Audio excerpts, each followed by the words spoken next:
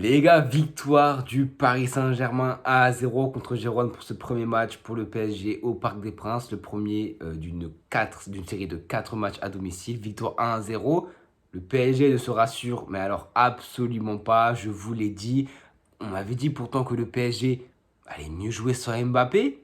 Franchement, c'est pas du tout ce que j'ai vu. Offensivement, pas de mouvement, pas de déplacement. Le peu d'action que les offensifs ont eu, ils les ont tous choqués. Dembélé, mais si son action est sur la miniature, c'est pas pour rien. Dembélé, j'ai entendu sur le plateau du CFC, là, sur Canal+, avant le match, à nous parler de oui, est-ce que c'est enfin le moment pour Dembélé d'être un joueur clutch, un joueur qui finit ses actions. Ce jour, je vous le dis, ce jour n'arrivera jamais. Dembélé est un joueur qui jamais, je le dis haut et fort, jamais dans toute sa carrière n'aura de la régularité à la finition. Il marquera peut-être plus de buts cette saison, en Ligue 1 peut-être, mais il ne sera jamais clutch. Quand est-ce que vous allez comprendre ça? Ça ne sera jamais un attaquant, ça ne sera même pas un Mbappé, il ne mettra pas 40 buts par saison. Même si personne ne s'y attend, faut remettre les idées en place parce que ça voit Dembélé faire deux trois bons matchs où ça finit, il met des doublés et ça croit que Dembélé à un moment donné il s'est réveillé. Mais non, Dembélé est un joueur qui a toujours été inconstant et qui le restera jusqu'à la fin de sa carrière, je pense. Et je tag directement de Dembélé, mais c'est parce que son action est tellement flagrante. Je sais même plus c'est à combien de minutes, mais je crois que c'est à 0-0 à ce moment-là, évidemment, parce que le but arrive à la fin. Mais tu pars en face à face, t'as Krejci qui fait ton premier match en Ligue des Champions, je crois que t'as 1m50, 2 mètres d'avance. Mais tu te choques, mais comment un contre un attaquant de sa stature, qui a connu le B4B, qui a connu le Barça, de nombreux matchs de Ligue des Champions, tu te choques comme ça? Franchement, c'est pas possible, c'est pas possible.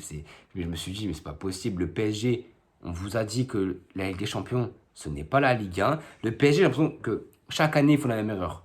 Ils font un gros début de saison avec un nouvel entraîneur, même si ça fait les places dernières que Luis Enrique est là. On voit un vrai plan de jeu, on voit une vraie envie d'avoir le ballon, de le récupérer haut. En Ligue 1, ça passe parce que l'adversité est dégueulasse. Et honnêtement, tout le monde s'extasie sur le début du Paris Saint-Germain. Excusez-moi, contre le Havre, premier match, c'est du 1 partout et ça se décante à la 83e ou 85e par Dembélé. Deuxième match contre Montpellier, Montpellier qui se prend des branlées à tous les matchs, qui perd tous leurs matchs, donc c'est pas une surprise. À chaque match, ça attend, sauf contre Brest où là, c'est un peu plus déroulé au dernier match. Mais le PSG, ça met des gros scores, certes. En Ligue 1, ça se balade.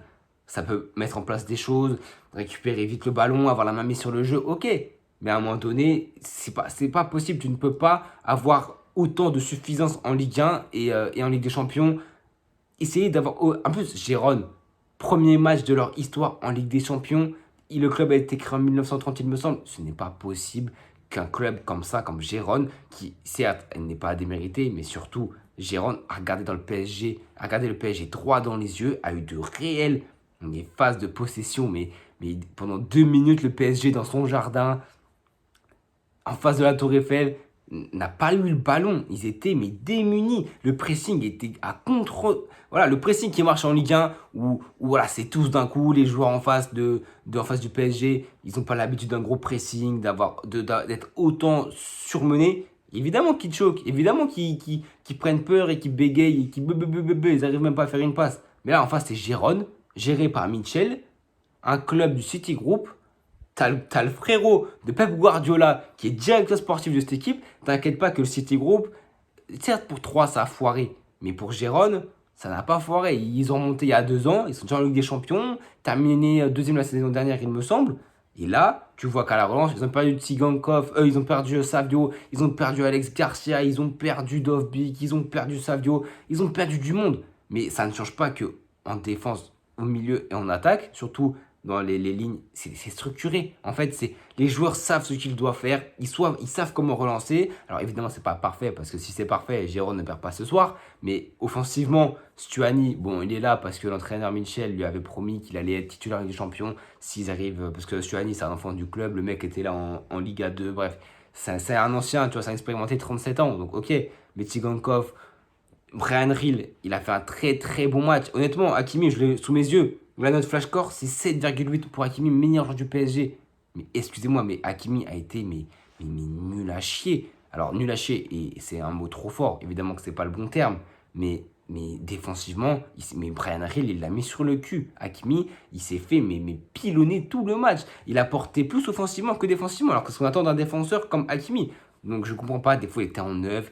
On sait que Luis Enrique, tactique Guardiola, 3-2-5, ça veut occuper les 5 couloirs de l'attaque, mais ça laisse soit Ruiz, soit Vitinha, soit Warren à la relance.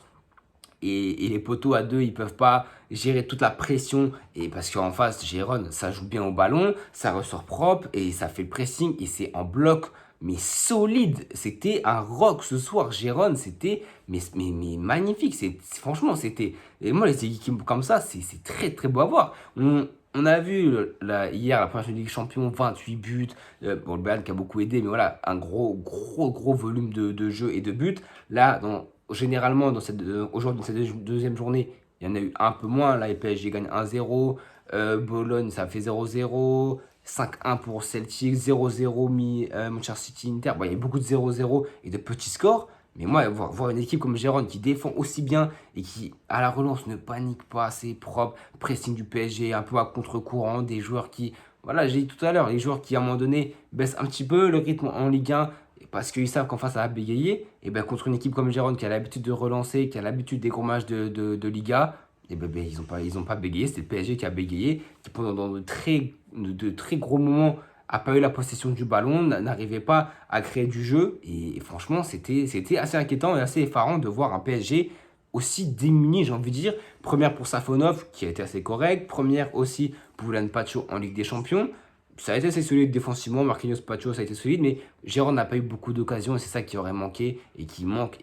Voilà pourquoi Gérone perd ce soir. C'est que solide défensivement, comme un rock. À la relance, ça ne bégaye pas. Offensivement, tu as Stuani, le Pépère, il ne peut pas faire tout seul. Tigankov, il a été pas assez clutch à la finition. Et globalement, Gérone n'a pas eu beaucoup d'actions pour finir. Et je ne sais même pas si Safonov a eu une grosse action à sortir. Un match assez calme pour lui, bah c'est bien, ça le met en confiance pour un Donnarumma qui était blessé. Mais Gérone avec un bon attaquant, tu vois, avec Dovbyk et Savio, je pense que le PSG ne gagne pas ce match. Et le PSG, normalement, ne doit pas gagner ce match, même là, maintenant, aujourd'hui. Et ils se sont fait sauver par un Nuno Mendes qui, je ne sais pas si c'est une règle, enfin, le 3-2-5 de Luis Enrique veut du coup que Mendes soit dans la ligne de 3 pour relancer. Ce qui fait que du coup, c'est Hakimi qui apporte le surnombre offensivement dans le demi-espace. Mendes, une seule fois, on sait que sa vitesse est importante et qu'un contre 1 est très compliqué à prendre.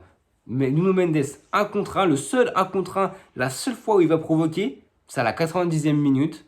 Et c'est de là où vient le but.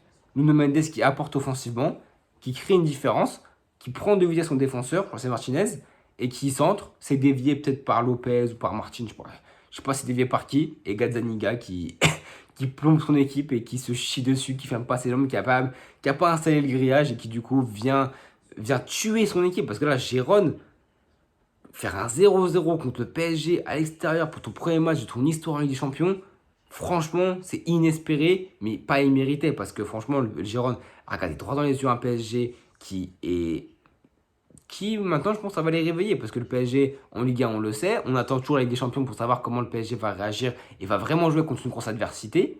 Et ben on a vu qu'ils sont pas répondu présent, on a vu que ça manquait d'impact, que ça manquait de mouvement, que ça manquait de placement, d'automatisme. Alors il n'y avait pas Joao Neves, il me semble c'était Ruiz, Vitinha, Zaire Emery, ça a été correct au milieu de terrain, mais c'est offensivement que ça a pêché, Asensio en plus qui est sorti blessé, Colomani qui est rentré.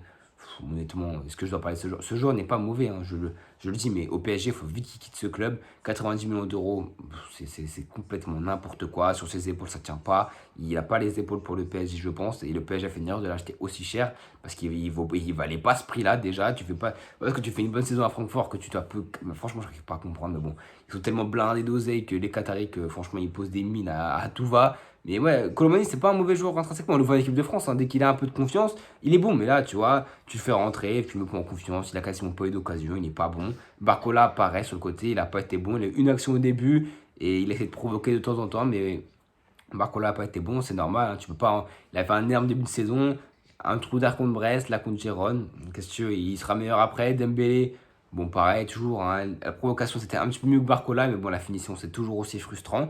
Et ouais, franchement, j'ai envie de souligner surtout le gros match de Gérone. Parce que le PSG, en fait, ça m'étonne même pas. Ça m'étonne même pas. Je vois beaucoup de gens s'enflammer, mais le PSG, on les connaît. Ils sont très très bons en Ligue 1. Ils commencent très bien les saisons. Ils s'envolent. Mais on sait qu'en Ligue des Champions, ils ont une petite marque. En plus, là, les prochains matchs, Arsenal, PSV, bon, ça va aller. Atlético Madrid, Bayern Munich. Salzbourg, normalement tu prends les 3 points. City et Stuttgart. Honnêtement, et franchement, le PSG peut s'estimer bien heureux de prendre les 3 points ce soir parce que là, perdre des points contre Gérone, alors qu'après tu as Arsenal, pour moi, tu dois prendre les 3 points contre Stuttgart, contre Strasbourg et contre le PSV, ça te fera 9 points. Là, grâce à cette victoire, ça fait 12 points.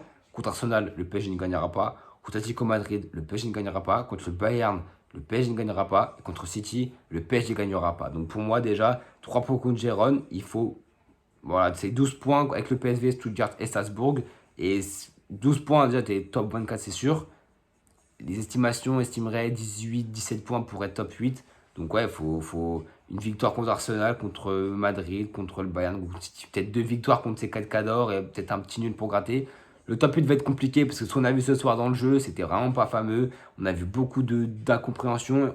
Luis Enrique a fait rentrer Désiré Doué, ça a bien marché. A fait rentrer Joao Neves aussi, ça a bien marché. Et ouais, il n'a pas eu peur de faire des changements. Donc voyons voir plus tard contre Arsenal. Même si je pense que contre Arsenal, le PSG va se faire apprendre le football. Contre Arsenal, le PSG va apprendre ce que c'est une vraie équipe de Première Ligue comme Arsenal qui se bat pour la PL comme des chiens. Franchement, ça va être une opposition qui est très rare, les PSG Arsenal. Mais là, Arsenal aussi en confiance face à un PSG qui, je pense, ça doit cogiter dans leur tête parce que certes, il y a la victoire qui sort de nulle part d'une erreur grotesque de Gazzaniga qui pompe son équipe. Parce que sans ça, et sans le centre évidemment de No Mendes, le PSG repart frustré, rempli de doutes, parce que là, ce match, honnêtement, je suis fan du PSG. Est-ce que je suis habitué? Je ne pense pas. En tout cas, les gars, n'hésitez pas à vous abonner, à liker, à partager, à me donner vos tops et vos flops de ce match. Rendez-vous demain, 21h, pour Monaco contre le FC Barcelone. Encore un gros match. On espère que le Barça va être chaud, qu'on croise les doigts et à bientôt tout le monde.